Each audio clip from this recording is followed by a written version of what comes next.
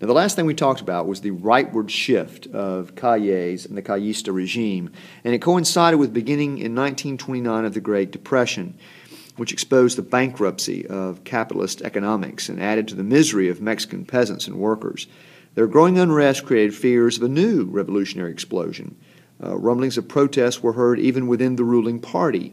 A new generation of young, middle-class reformers demanded vigorous implementation of the Constitution of 1917. Some were intellectuals influenced by Marxism and the success of the Soviet example, especially by its concept of economic planning. The Soviets in this era under Stalin were issuing these 5-year plans to industrialize their country, and from the outside it looked wildly successful. And so some of these were sort of Marxist in nature, but not most. Their most basic message was the need to simply resume the struggle against the latifundio, peonage, economic and cultural backwardness. That is, to resume the advance of the bourgeois revolution, stalled by the corruption, cynicism, and conservatism of the Callistas.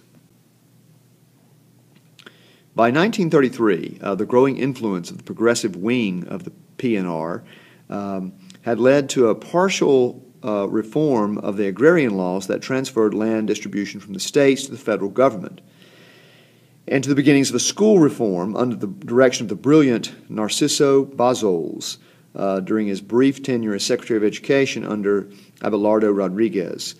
He was the last of Calles' presidential stooges.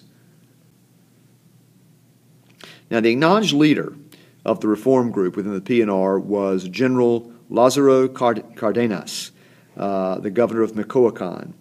As governor, Cárdenas had established an enviable record of honesty, compassion, and concern for commoners. He had spent almost 50% of his budget on education, doubling the number of schools in the state.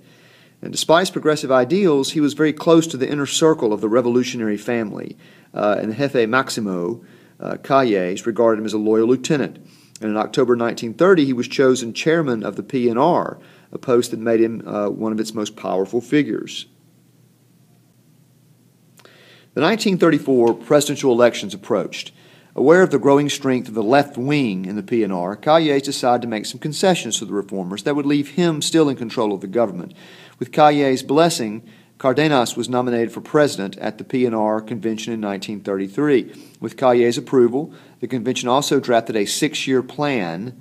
This was an obvious imitation of the Soviet model, 5-year plans, that would give life to the ideals and promises of the Constitution of 1917. This is what the reformers wanted.